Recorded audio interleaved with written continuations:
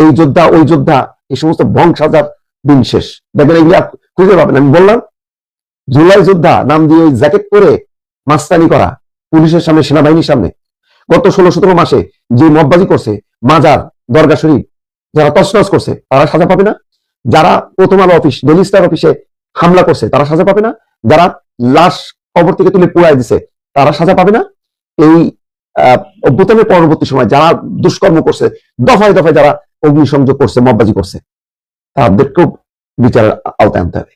আর 15 বছরে আওয়ামী লীগের যারা দুষ্কৃতিকারী তারাও বিচারের আওতায় আনতে হবে। অর্থাৎ অপরাধের কোনো দল নেই, কোনো মা বাপ নেই, এদের বিরুদ্ধে অভিযান চলতে থাকবে, একদম কঠিন ভাবে চলতে থাকবে। যেমন যমুনার দেখছেন না, ক্ষমতা ছাড়া 5 দিন আগে কি হয়েছে না, ওরা একটা সিগন্যাল ছিল। এই যোদ্ধা ওই যোদ্ধা এই সমস্ত বংশাজার দিন শেষ। দেখবেন এগুলি খুঁজে পাবেন। আমি বললাম জুলাই যোদ্ধা নাম দিয়ে ওই জ্যাকেট পরে মাস্তানি করা পুলিশের সামনে, সেনাবাহিনীর সামনে।